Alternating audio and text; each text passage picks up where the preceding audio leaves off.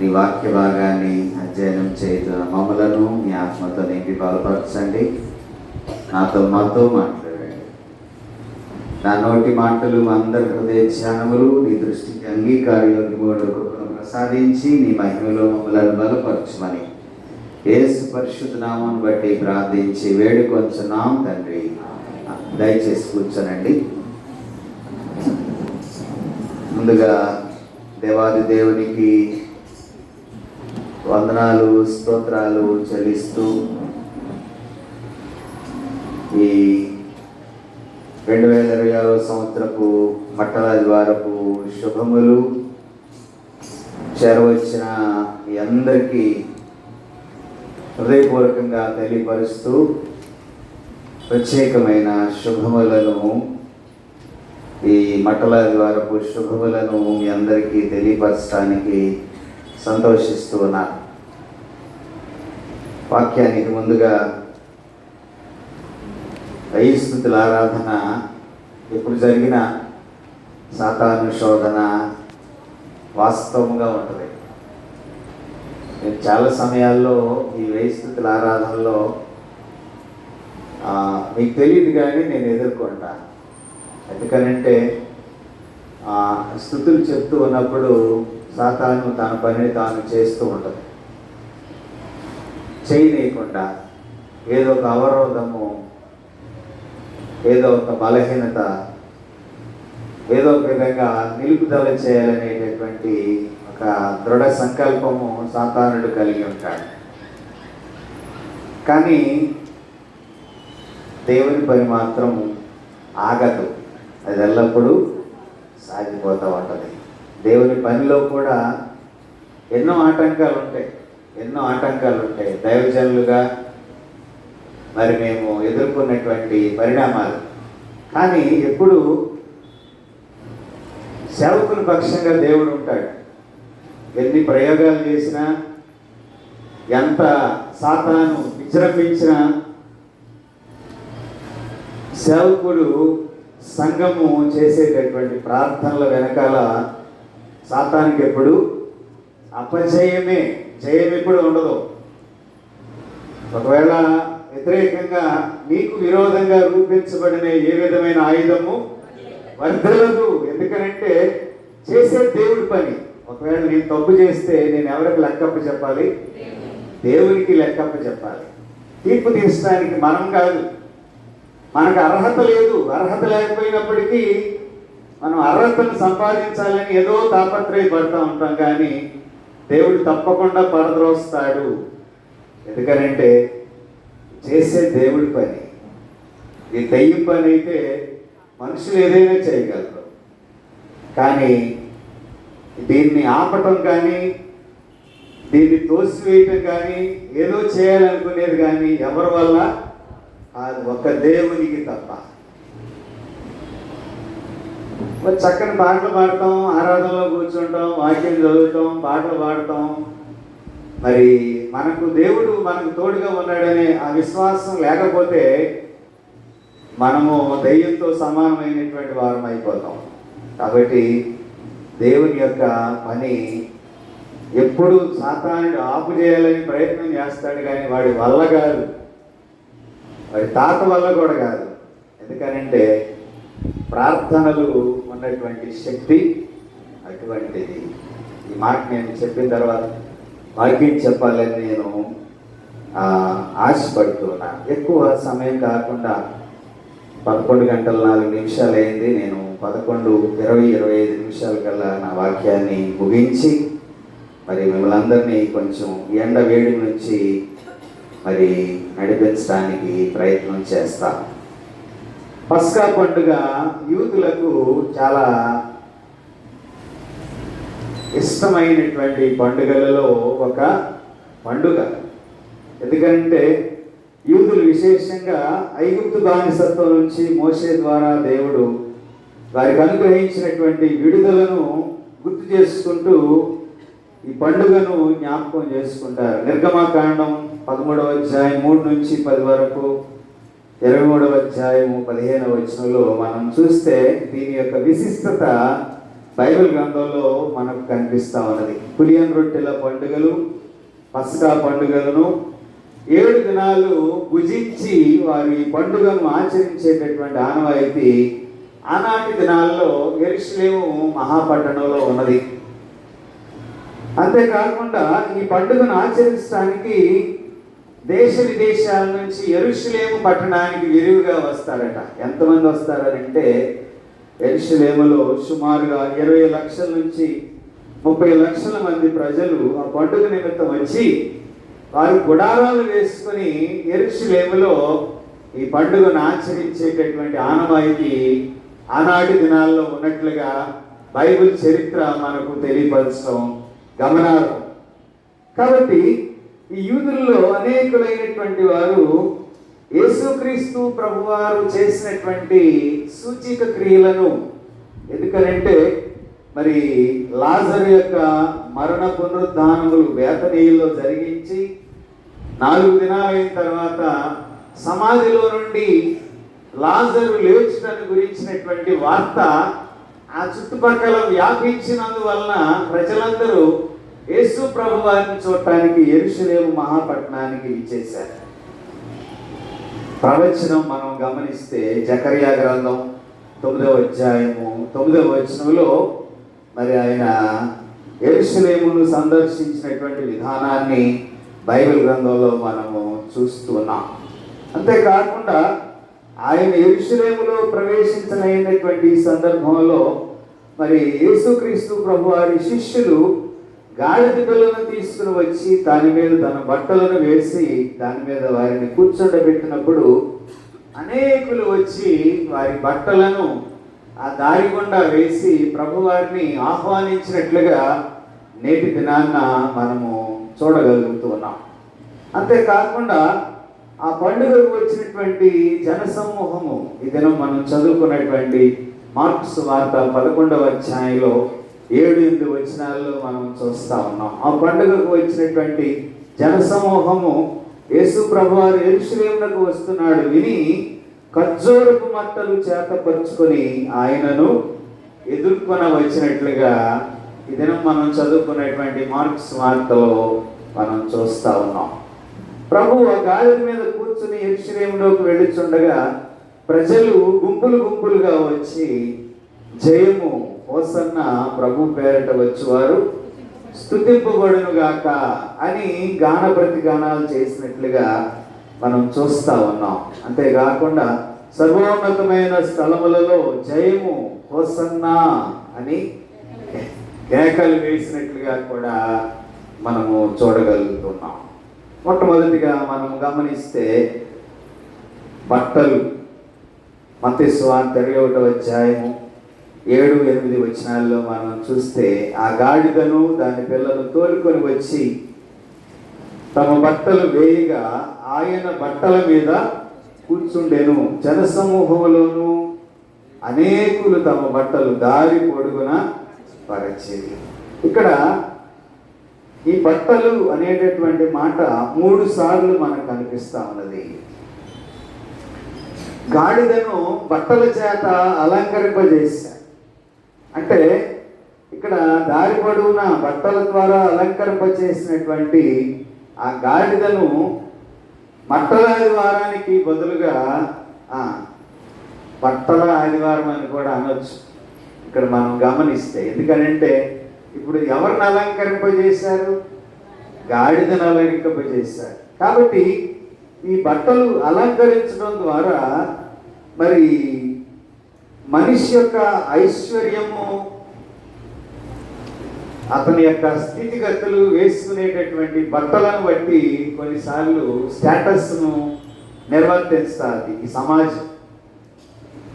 ఒక్కొక్కరు మంచి పరిస్థితిలో ఉన్నప్పటికీ కొన్ని మురికి బట్టలు వేసుకున్నప్పుడు వారిని సమాజం యావహించుకునేటటువంటి సమయము లేకపోలేదు. వారు వేసుకునేటువంటి బట్టలను బట్టి కొన్నిసార్లు గౌరవించేటటువంటి స్థితి. రాజవస్త్రాలు ధరించేవారు రాజులుగా ఉండకపోవచ్చు, యాజక వస్త్రాలు ధరించేవారు దైవ సేవకులు కాకపోవచ్చు, ఏది ఏమైనప్పటికీ యుద్ధ వస్త్రాలు ధరించేవారు సైనికులు కాకపోవచ్చు.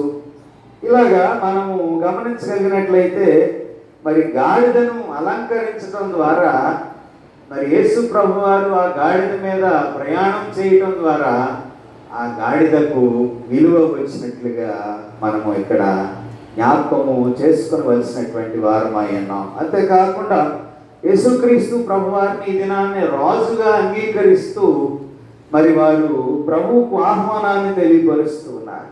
అంటే ఇక్కడ యేసు ప్రభువారు ద్వారా మనము గమనించవలసింది ఏమిటంటే వారి వస్త్రాలను క్రింద పరిచినప్పుడు గాడిద దాన్ని తొక్కుకుంటా వెళ్తూ ఉంది.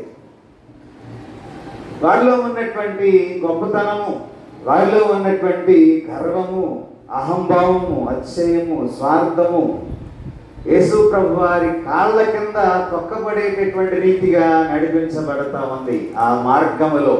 అయితే యేసుక్రీస్తు ప్రభువును రాజుగా స్తుతించి కీర్తించినటువంటి వారిలో ఉన్నటువంటి గర్వము, గొప్పతనము, అహంభావము, అతిశయము విసర్జించుకొని వారిని వారు తగ్గించుకునేటటువంటి మనస్సును వారు మరి ఈ దినాన్ని కలిగి ఉన్నారా అనేటటువంటి ప్రశ్న కూడా ఉద్భవిస్తున్నట్లుగా మనము జ్ఞాపకం చేసుకోవాలి. మత్తయి సువార్త 21వ అధ్యాయం 8వ వచనంలో మనం చూస్తే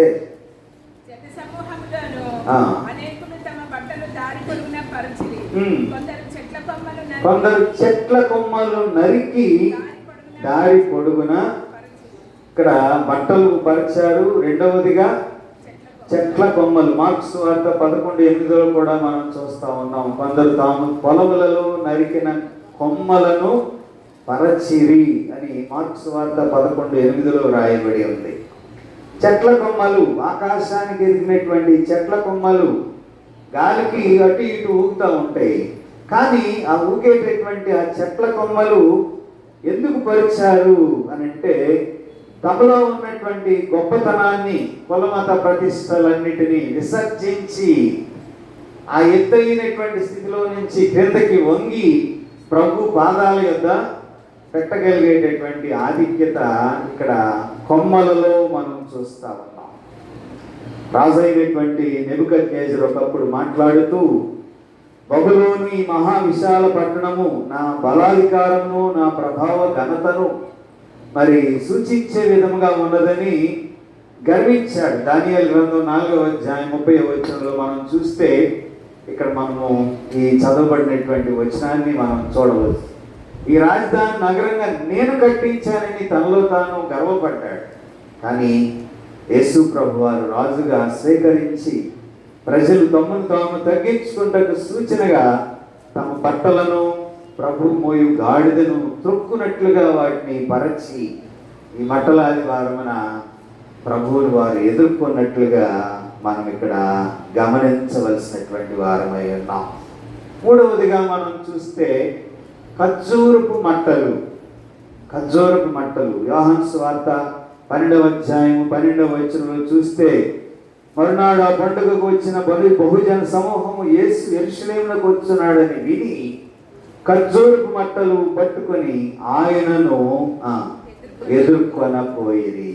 యేసు ప్రభువును రాజుగా ఎదుర్కొనడానికి వచ్చినటువంటి వారు ఖర్జూరపు మట్టలు చేత పట్టుకుని ప్రభువుకు ఆహ్వానాన్ని తెలియపరిచారు.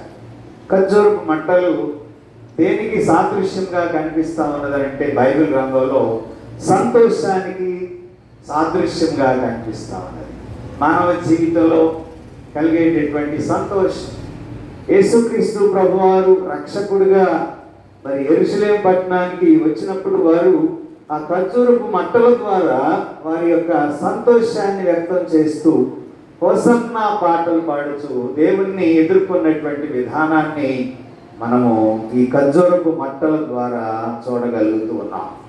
రెండవదిగా మనము ఆలోచన చేస్తూ ఉన్నప్పుడు ఈ ఖర్జూరపు మట్టలు పాలస్తీనా పరిసర అరబ్ దేశాల్లో ఇవి ఎక్కువగా ఉంటాయి. కాబట్టి దేవుని ప్రజలైనటువంటి వారు ఈ మట్టలను పట్టుకొని స్తుతిస్తూ రాజుగా దేవుని ఆరాధించేటటువంటి ఆనవాయితీ ఆనాటి దినాల్లో ఉన్నట్లుగా మనము గమనించాలి. ఖర్జూరపు మట్టలు విజయానికి సూచనగా కనిపిస్తా ఉన్నాయి. ఎందుకంటే యేసు ప్రభువారు ఈ పరిశుద్ధ ద్వారంలో మరి లోక పాపముల కొరకు ప్రాయశ్చిత్తం చేసి సాతాను ఓడించి మరణాన్ని జయించి మనుషుల యొక్క రక్షణ కార్యాన్ని స్థాపించడానికి ఆయన యెరూషలేము పట్టణంలోనికి ప్రవేశించాడు. కాబట్టి ఈ ఖర్జూరపు మట్టల ద్వారా ప్రభువుని ఎదుర్కొనేటటువంటి పరిస్థితిని మనం చూస్తూ ఉన్నాం. దీన్నే మనము ప్రకటన గ్రంథం 7వ అధ్యాయంలో 9-10 వచనాలలో మనం చూస్తున్నప్పుడు, వారు తెల్లని వస్త్రములు ధరించుకున్న వారై ఖర్జూరపు మట్టలు చేత పుచ్చుకొని సింహాసనం ఎదుటను గొర్రెపిల్ల ఎదుట నిలువబడి, సింహాసనాసీనుడైన మా దేవునికి గొర్రెపిల్లకు మా రక్షణకై స్తోత్రమని మహాశబ్దముతో ఎలుగెత్తి చెప్పిరి. పై వచనంలో మనం గమనిస్తే, ఎవరూ లెక్కింపజాలని గొప్ప సమూహము వారి సింహాసనం ఎదుట నిలువబడి తమ పాపాలను ఒప్పుకొని ప్రభు పక్షంగా విజయాన్ని పొందుకొని రక్షణను స్మరిస్తూ ఖర్జూరపు మట్టలతో ప్రభు యొక్క సాన్నిధ్యంలో దేవుని స్తుతిస్తూ ఉన్నటువంటి విధానాన్ని మనము ఖర్జూరపు మట్టల యొక్క వృత్తాంతంలో చూడగలుగుతున్నాం. అంటే ఈ ఖర్జూరపు మట్టల ద్వారా దేవుని స్తుతించేటటువంటి ఆధిక్యత ప్రభు మనకి అనుగ్రహిస్తున్నాడు. తర్వాత మనం చూస్తే ఖర్జూరపు మట్టలు ఐక్యతకు సూచనగా కూడా కనిపిస్తా ఉన్నాయి. ఐక్యతకు సూచనగా కనిపిస్తా ఉన్నాయి. ఎందుకనంటే ఖర్జూరపు మట్టలు మనం చూస్తే ఆ ఖర్జూరపు మట్టల్లో ఆకులు ఒకదానికి ఒకటి దగ్గరగా ఉండేటటువంటి ఆకులు కనిపిస్తాయి. అంతేకాకుండా మరి ఈ మట్టలు ఆదివారమున ప్రభువును రాజుగా అంగీకరించి ఆయన వెంబడిస్తున్నటువంటి ప్రజలు ఒకరినొకరు మరి పుచ్చుకొని ప్రభువుని హోసన్న జై జై ధ్వనులతో ప్రభువుని ఆహ్వానిస్తున్నట్లుగా మనం చూస్తూ ఉన్నాం. అంటే 133వ కీర్తనలో మనం గుర్తు చేసుకోవలసింది ఏమిటంటే, సహోదరులు ఐక్యత కలిగి నివసించడం ఎంత మేలు, ఎంత మనోహరం. సహోదరుల ఐక్యతలో కూడా ఈ ఖర్జూరపు మట్టల యొక్క ప్రాధాన్యత ప్రత్యేకంగా కనిపిస్తున్నట్లుగా మనం ఇక్కడ జ్ఞాపకము చేసుకునవలసినటువంటి వారమై ఉన్నాం. మట్టల ఆదివారమున మన ప్రభు అయిన యేసును రాజుగా అంగీకరించి మన కుటుంబంలో, మన సంఘములో ఒకరి ఎడల ఒకరు ప్రేమ స్నేహ చిహ్నాన్ని మనము ధరించుకుంటూ ఈ లోకంలో మనమందరము ముందుకు సాగవలసినటువంటి వారమై ఉన్నాం అనేటటువంటి విషయాన్ని మనము తప్పకుండా జ్ఞాపకం చేసుకోవాలి. ఫిలిప్పీలకు రాసిన పత్రిక 4వ అధ్యాయంలో 4వ వచనం నుంచి 13వ వచనం వరకు మనము గమనించగలిగినట్లయితే పౌలు ఇక్కడ ఫిలిప్పీ సంఘానికి తెలియపరుస్తున్నాడు. ఏమని చెప్తున్నాడు? ఎల్లప్పుడూ ఆనందించుడి, ప్రభువునందు ఆనందించుడి, మీ సహనము సకల జనులకు తెలియనీయుడి, ప్రభు త్వరలో రానయ్యున్నాడు. దేని కొరకు ఆయన వస్తున్నాడు? ఈ లోకాన్ని జయించడానికి ఆయన వస్తున్నాడు, ఈ లోకమును జయించడానికి. అందుకనే ఇక్కడ ఏమంటాడంటే, మీ సహనము సకల జనులకు తెలియబడనీయుడి. క్రైస్తవ బిడ్డలకు సహనము, ఓర్పు ఎక్కువగా ఉంటుందట. కడవరి దినాల్లోకి వచ్చేసాం, మనం రాకడ దినాల్లోకి వచ్చేసాం. 3వ ప్రపంచ యుద్ధానికి సమీపంగా ఉన్నాం. ఎక్కడ చూసినప్పటికీ అరాచకాలు, అన్యాయాలు, అక్రమాలు, యుద్ధాలు, వైషమ్యాలు, కలతలు, కుటుంబాల్లో సమాధానం లేదు, నెమ్మది లేనటువంటి స్థితిలో ఉన్నాం. అసూయ, కక్షలు, కార్పణ్యాలు, వైషమ్యాలు, ఇవన్నీ దేనికి సూచనగా కనిపిస్తామని అంటే ప్రభు యొక్క రాకడకు సాదృశ్యంగా కనిపిస్తామని. అన్నదమ్ముల మధ్య ఐక్యత లేదు, తల్లిదండ్రులు బిడ్డల ఎడల ఐక్యత లేదు, సమాధానం లేదు, కుటుంబాల్లో శాంతి సమాధానం లేదు, భర్త ఎడల భార్య, భార్య ఎడల భర్త, మరి వైషమ్యాలతో కూడినటువంటి ఐక్యత, సమాధానం లేనటువంటి స్థితిలో ఉన్నటువంటి నేటి దినాల్లో ఈ వాక్యాన్ని మనం అన్వయించుకోవలసినటువంటి వారమై ఉన్నాం. ఎందుకనంటే నిజమైన క్రైస్తవ జీవిత లక్షణాలు మనము గమనించగలిగినట్లయితే, మీ సహనము సకల జనులకు తెలియబడనీయండి. ఎందుకనంటే ఓర్పు, దీర్ఘశాంతము, కోపపడకుండుట, ఎన్నో సుగుణాలు క్రీస్తును కలిగి ఉన్నటువంటి వారు సహిస్తారు. అందుకనే ఈ ఫిలిప్పీ పత్రికలోనే మనము గమనించగలిగినట్లయితే, దేని విషయంలో కూడా మీరు చింతపడవద్దు. ప్రతి విషయంలో ప్రార్థన ద్వారా మీరు దేవునికి, ఎక్కడున్నాడో తెలుసా? ఫిలిప్పీ సంఘానికి చెప్పినప్పుడు పౌలు చెరసాలలో ఉన్నాడు. రోమా ప్రభుత్వం వారు సువార్త ప్రకటించడం ఆర్పేయాలని పౌలు తీసుకెళ్లి చెరసాలలో వేస్తే, చెరసాలలో ఉండి ఈ పత్రికకు, సువార్త పత్రికను రాస్తున్నాడు. ఏమిటంటే, నేను చెరసాలలో ఉన్నానని మీరేమి బాధ పడవద్దు, సహనం కలిగి ఉండండి, ఓపిక కలిగి ఉండండి. సాతానుడు విజృంభించి క్రైస్తవ సంఘం మీద అనేకమైనటువంటి దురాలోచన చేసేటటువంటి దినాల్లో మనం ఉన్నాం. సువార్తగా ప్రకటిస్తే కూడా నేరమైపోతున్నటువంటి దినాల్లో, ఈనాడే కాదు, ఆనాడు పౌలు జీవించినటువంటి కాలంలో కూడా మరి రోమా ప్రభుత్వం వారు ఏం చేశారంటే, సువార్తను ఆపివేయాలనేటటువంటి ఒక దృక్పథంతో చెరసాల్లో వేసి ఆనందిస్తున్నారు వాళ్ళు. కానీ పౌలు ఖాళీగా కూర్చోలే. ఏం చేస్తున్నాడండి? చెరసాల్లో కూర్చుని పత్రిక రాస్తున్నాడు. ఎల్లప్పుడూ ఆనందించండి, ప్రభువునందు ఆనందించండి, మీ సహనము సకల జనులకి. ఒకవేళ నన్ను శిక్షిస్తున్నారని మీరు బాధపడద్దు. ఎందుకనంటే మీరు ప్రభువు త్వరలో రాబోతున్నాడు. కాబట్టి మనం ఏం చేయాలండి?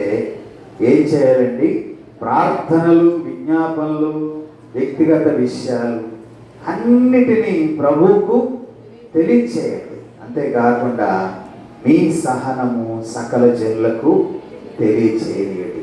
8వ వచనం నుంచి చూద్దాం. సహోదరులారా, ఏ యోగ్యత అయినను మెప్పైనను ఉండిన ఎడల ఏవి సత్యమైనవు, ఏవి మాన్యమైనవు, ఏవి న్యాయమైనవు, ఏవి పవిత్రమైనవు, ఏవి రమ్యమైనవు, ఏవి ఖ్యాతి గలవు, వాటి మీద ధ్యాస ఉంచుకుని వదిలిపెట్టేసి మనం ఏం చేస్తాం? వ్యక్తిగత విమర్శ. మంచోడు కాదండి, అధ్యాత్నాడండి, ఇచ్చేస్తున్నాడండి. దేవుని యొక్క స్వార్థను ఆనాడే వ్యతిరేకించారు రోమా ప్రభుత్వం వారు. పౌలు తీసుకెళ్లి చెరసాలలో వేశారు. కానీ పౌలు ఏమని చెప్తున్నాడంటే, ఇక్కడ మంచి విషయాలు తెలియజేస్తున్నాడు. ఏవి సత్యమైనవో, ఏవి మాన్యమైనవో, ఏవి న్యాయమైనవో, ఏవి పవిత్రమైనవో, ఏవి రమ్యమైనవో, ఏవి ఖ్యాతి గలవో చూడండి. చెరసాలలో వేశారు కానీ నన్నేమి మరణానికి అప్పగించలే, నన్నేం చంపేయలే. చెరసాలలో వేస్తే ఏముంది? 4 గోడల మధ్య ఉంటాను, అంతేగాని స్వార్థ ఆగిపోదు. స్వార్థను ఆపడానికి వాళ్ళు ప్రయత్నం చేశారు. కానీ వాళ్ళే సిగ్గుపడేటటువంటి రీతిగా ఆయన సేవకులను పిలిపించి సువార్తలో ఉన్నటువంటి సత్యాన్ని తెలియపరుస్తున్నాడు. ఏవి ఖ్యాతి గలవో, ఏవి సత్యమైనవో, ఏవి మాన్యమైనవో, ఏవి పవిత్రమైనవో, ఏవి రమ్యమైనవో, ఏవి ఖ్యాతి గలవో తెలియపరచడానికి ఇక్కడ పౌలు ఇష్టపడతా ఉంటాడు. ఎందుకనంటే మంచి పేరు, మరి మంచి నీతి, మంచి ఖ్యాతి, కక్షలు, విభేదాలు, వీటన్నిటినీ అధిగమించి పౌలు తన స్వార్థను తెలియపరుస్తూ ఫిలిప్పీ సంఘంలో ఉన్నటువంటి వారికి ఈ పత్రికను రాస్తున్నట్లుగా మనం ఇక్కడ గమనించాలి. అన్ని పరిస్థితులలో 10వ వచనం నుంచి చూద్దాం. అన్ని పరిస్థితులలో నన్ను గూర్చి వీరిన్నాళ్లకు మరలా యోచన చేయసాగుతురని ప్రభువునందు మిక్కిలి సంతోషించితిని. ఆ విషయంలో మీరు యోచన చేసి ఉంటుంది గాని తగిన సమయము దొరకకపోయేను. నాకు కొదువ కలిగినందున నేను ఇలాగ చెబుతలేదు. నేను ఏ స్థితిలో ఉన్నానో ఆ స్థితిలో సంతృప్తి కలిగి ఉండ నేర్చుకుని ఉన్నాను. దేన స్థితిలో ఉండ నెరుగుదును, సంపన్న స్థితిలో ఉండ నెరుగుదును. ప్రతి విషయంలోనూ అన్ని కార్యములలోనూ కడుపు నిండుటకును, ఆకలి కొనిండుటకును, సమృద్ధి కలిగిండుటకును, లేమిలో ఉండుటకును నేర్చుకుని ఉన్నాను. నన్ను బలపరచు వాని యందే నేను సమస్తమును చేయగలను. అండర్లైన్ చేసుకోండి, పెన్ ఉంటే. నన్ను బలపరచు వాని యందే నేను సమస్తమును చేయగలను. ఎవరు ఏమి చేయలేరు. ఆనాడు పౌలే కాదు, ఈనాడు సేవకులు కూడా ఎవరు ఏమి చేయలేడు. ఇది యథార్థం. దైవ సేవకునిగా ఇక్కడుండే నేను చెప్తున్నా, ఆనాడు పౌల్ని వారందరూ వ్యతిరేకించినప్పుడు పౌలు ఏమంటాడనంటే ఈ వచనం చాలా ప్రాముఖ్యమైనది. నన్ను బలపరచు అని అందే నేను సమస్తమును చేయగలను. ఎవరిని బట్టి ఈ మాట అంటున్నాడు? ఎవరున్నారు వెనకాల? పౌలు వెనక ఉంది ఎవరు? తాను చెరసాల్లోనే ఉన్నాడు అనుకోవచ్చు కానీ సమాజం, కానీ దేవుని ద్వారా బలపరచబడినటువంటి పౌలు ఈ మాట నన్ను బలపరచు అని అందే నేను సమస్తమును నీకు విరోధంగా రూపించబడిన ఏ విధమైన ఆయుధము వర్తిల్లదు. ఒకవేళ నీ దగ్గర ఏదేదో ఉండొచ్చు, ఏమి ఉన్నప్పటికీ దేవుని ముందు నువ్వు చేతగాని వాడివే. దేవుని ముందు నువ్వు చేతగాని వాడివే. దేవునితో పెట్టుకుంటే ఏమవుద్ది? ఏమైనా చేయగలమా? ఇక్కడ పౌరులు కూడా ఏమీ చేయలేరు. వాళ్ళు కూడా చెరసాల్లో వేసి ఆనందిస్తున్నారు. వాళ్ళు చెరసాల్లో వేసి ఆనందిస్తున్నారు. చెరసాల్లో వేసి ఆనందపడిపోతున్నారు. ఆహా ఓహో అనుకుంటున్నారు. కానీ పౌలు ఖాళీగా ఉండలే. పత్రిక రాస్తున్నాడు ఫిలిప్పీ సంఘానికి. రాస్తే ఏమంటాడంటే నన్ను బలపరచు అని అందే నేను సమస్తమును చేయగలను.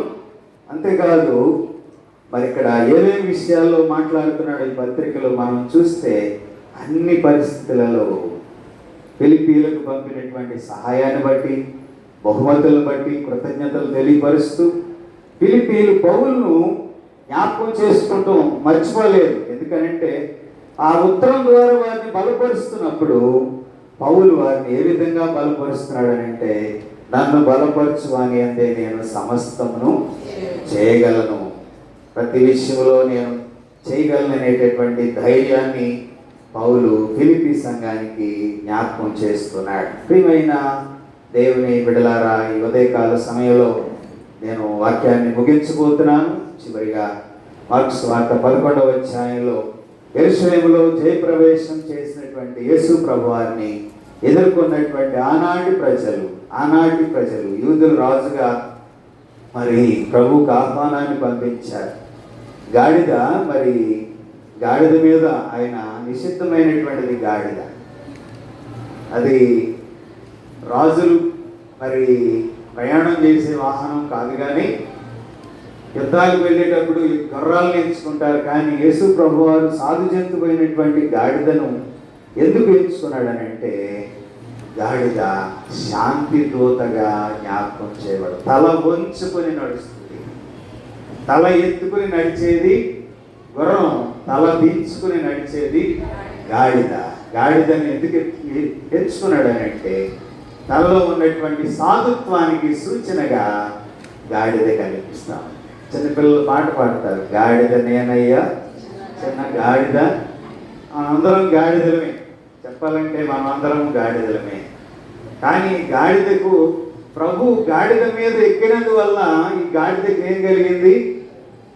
ఔన్నత్యం వచ్చింది, గౌరవం వచ్చింది, ఆధిక్యత పెరిగింది.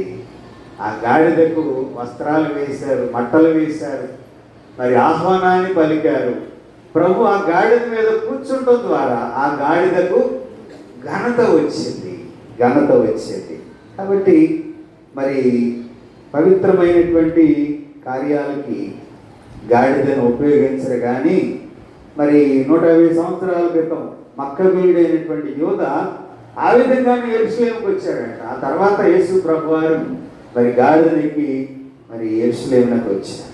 అంతేకాకుండా మరి విజయోత్సాహంతో రావటం వల్ల మరి ఆ గాడిదకు ఘనతను వచ్చింది. అంతేకాకుండా మరి ప్రభు పేరిట వచ్చేవాడు స్తుతింపబడును గాక అని గాన ప్రతిగానముల ద్వారా ప్రభువుని ఎదుర్కొన్నారు. 24వ కీర్తన కూడా మనం గమనించగలిగినట్లయితే మొదటి వచనంలో భూమియు దాని సంపూర్ణతయు లోకమును దాని నివాసులను యెహోవావే. పవిత్రమైనటువంటి ఒక పరిశుద్ధత కలిగినటువంటి ఆ భూమి మీద ఉన్నటువంటి పరిస్థితులన్నీ క్రోడీకరిస్తూ ఈ కీర్తన సాధారణంగా మరి శంకుస్థాపనలు చేసేటప్పుడు ఈ కీర్తనను ఎక్కువగా చదివి ప్రారంభిస్తారు. అంతేకాకుండా ఈ కీర్తన నిబంధన మందసమైనటువంటి ఓబేదేదేము ఇంటి నుంచి యెరూషలేమునకు తరలించే సమయంలో మరి పాడినటువంటి కీర్తనగా కూడా జ్ఞాపకం చేయబడతాం. ఆనాటి దినాల్లో మందస్సును ఎక్కడుంటే అక్కడ వారు విజయాన్ని పొందుకున్నారు ఇశ్రాయేలీయులు.